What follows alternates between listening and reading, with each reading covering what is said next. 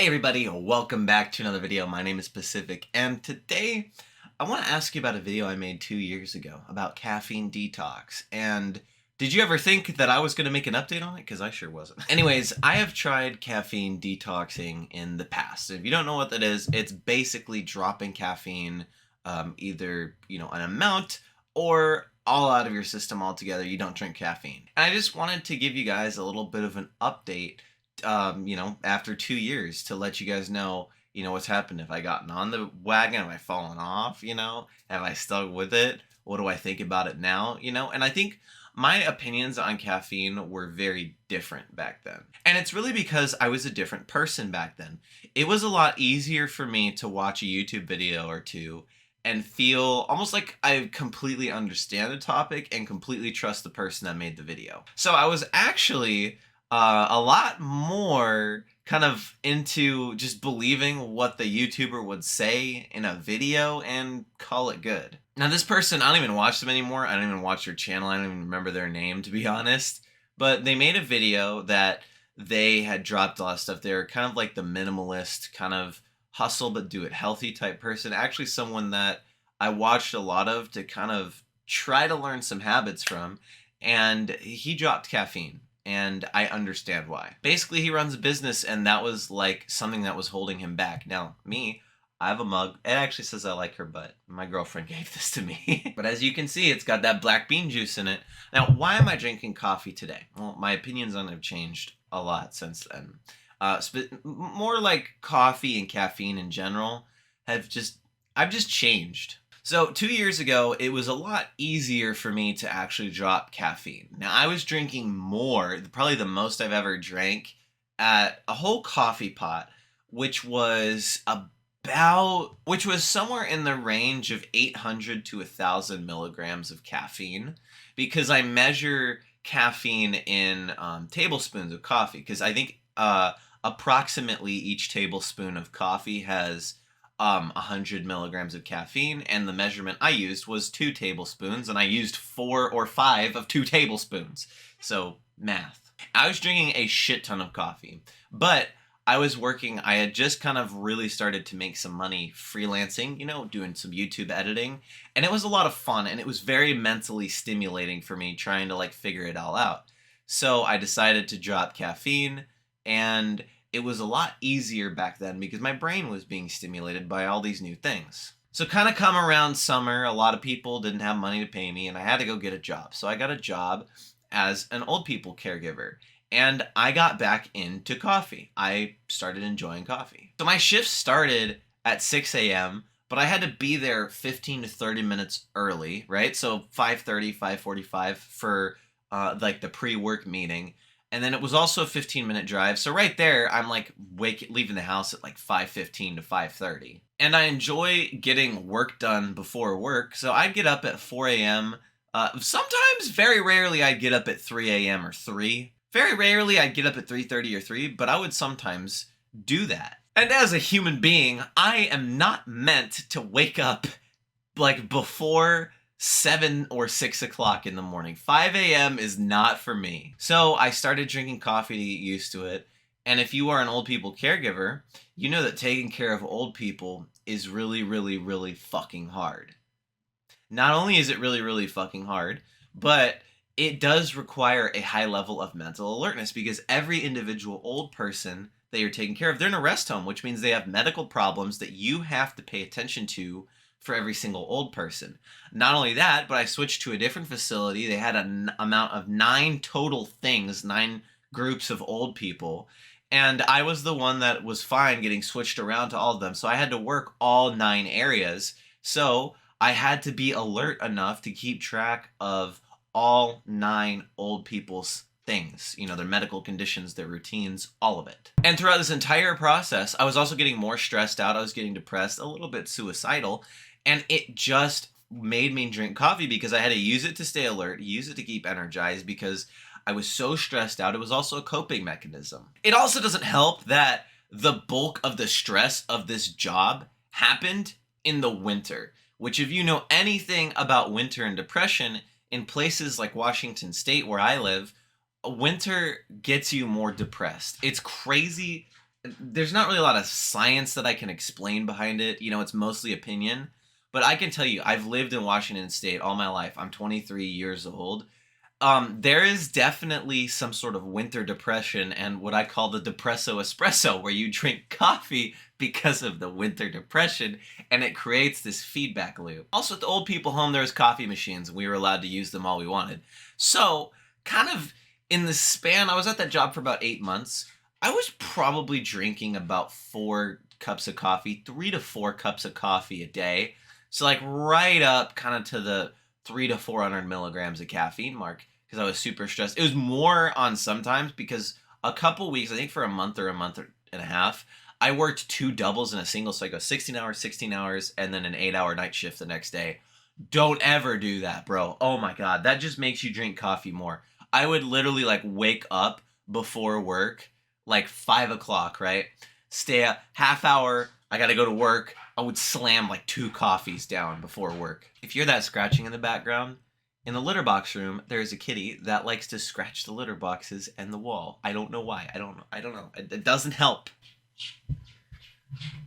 We call it making sandcastles. However, the caffeine consumption actually gets worse. But before I get into that, my opinions of caffeine had already started to change because before I was really like gung-ho, anti-caffeine, you should never consume coffee ever.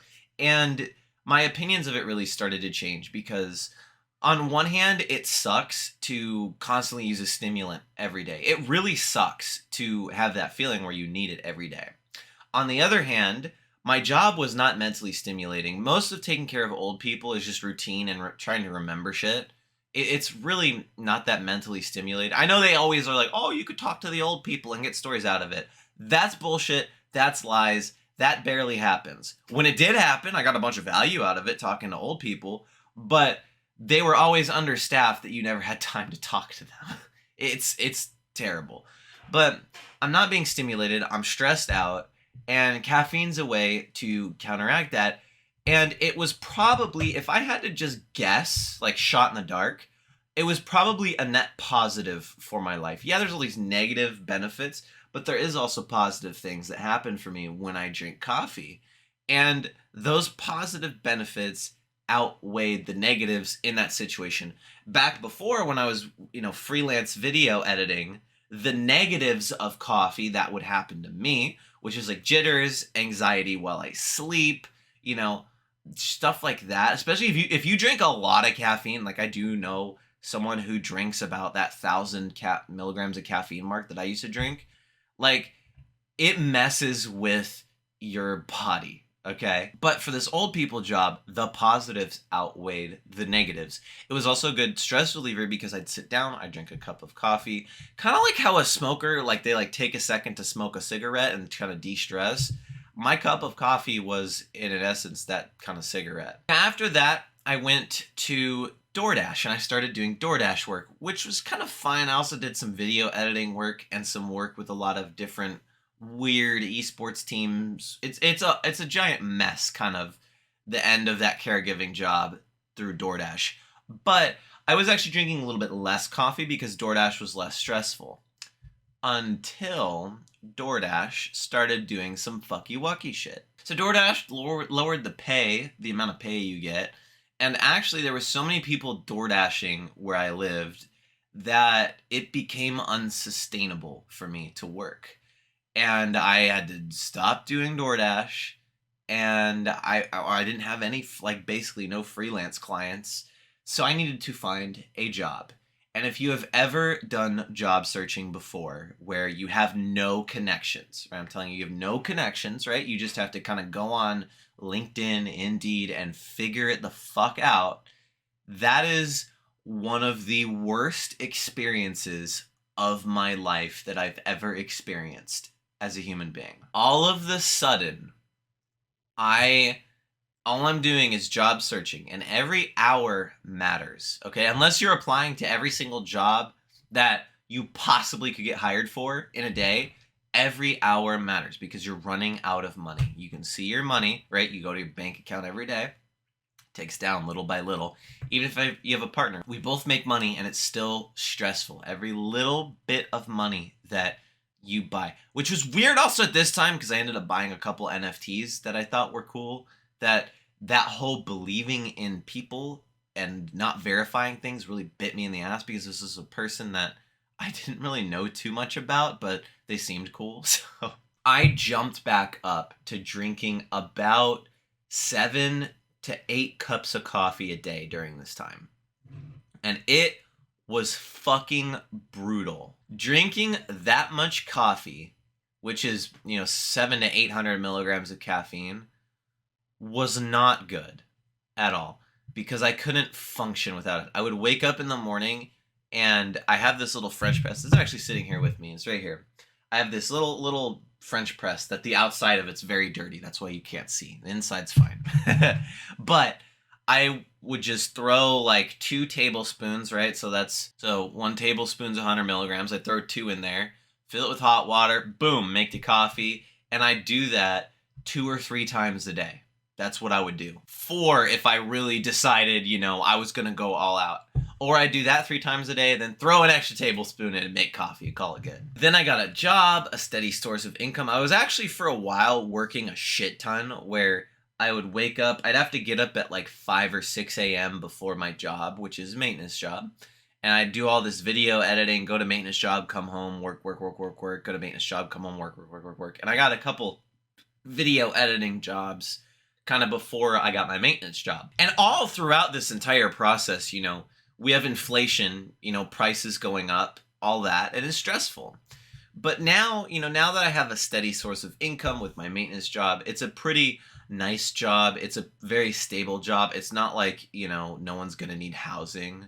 And the types of buildings I work in, like people need them all the time. That steady source of income really helped my stress levels. I actually, when I saw that happening, that I was going to go work for my buddy, I started cutting back down on my coffee intake, my caffeine intake. I included everything. Sometimes I'd have green tea at night. Okay, I got to include that in my math. Sometimes I have a soda for lunch. I include that in my math. And, over time, I was at 700 milligrams and I cut off 100 a day. And I got down to 200. And that's kind of where I fluctuate at 200 milligrams right now because I still need coffee and caffeine to kind of stimulate me through the workday because sometimes work can be, really boring. I mean, like right now, all I'm doing is painting. So the only thing that really keeps my mind motivated is trying to do a good paint job, which when I do a good paint job, I really enjoy looking at it. It makes me feel good inside. But also all I got going on in the background is YouTube. So I do need that little bit of mental stimulant. Or if it's not YouTube, I'm trying to plan YouTube videos in my head and kind of what I want to say. I'm 90% sure that this video idea to give you guys a caffeine update actually came while I was working. But yeah, my opinions on caffeine now have changed a lot. I'm not so gung-ho anti-caffeine because, I know, my girlfriend, military. She was military. My friend, military. I got a friend that's a mechanic. I got a friend that's working HVAC now. And I have all these different people that I can talk to and different lifestyles. And kind of the ultimate moral lesson I learned through this process was that advice that is given to you, whether it's by someone in your personal life, because there was other people, sometimes I talk about caffeine and they have their different opinions on caffeine, right? So if you get advice, whether it's personal, whether it's from a YouTube video, a scientific video, an opinion video, wherever you get it, the worst advice to follow, in my opinion, is advice that is not based on the context of your situation. What I mean by that is, let's say you watching me right now, I have no idea what your life is like at all. I have no idea who you are. And I give you a piece of advice, like never drink caffeine or always drink, 2 cups of coffee a day or something like that. I don't know your situation. I don't know who you are. I don't know where you work. Your situation could be different than me. You could live in an area where coffee's fucking expensive. You could have addiction that runs in your family. You could be working a super stressful job and trying to not use caffeine. And if you used caffeine, it would actually be a lot better, right? Or if you take advice from a family member, same thing. They have access to you. They can ask you, what's your lifestyle? Why are you asking me about caffeine? What are you interested in? They could ask you that. But if they just tell you their advice, it's not personalized to you. You don't know. You're going to have to sit there and think about it and see if it puzzle pieces into your life anyways. And if that's the case, why would you take the advice? Why not come up with your own reasoning for whether you should drink coffee or not? So yeah, that's kind of my big little caffeine update. I hope you guys enjoyed this. If you did, let me know in the comments below. And yeah, let me know your experiences with caffeine. I've been on the high end. I've been on the low end. It's a roller coaster. But I think at the end of the day, as long as I use it for myself, I make sure I kind of monitor it and moderate it. But also, every once in a while, I'll have like 400 milligrams of caffeine on accident. Sometimes I'll not even drink a cup. I'll have like 1 cup of coffee instead of two.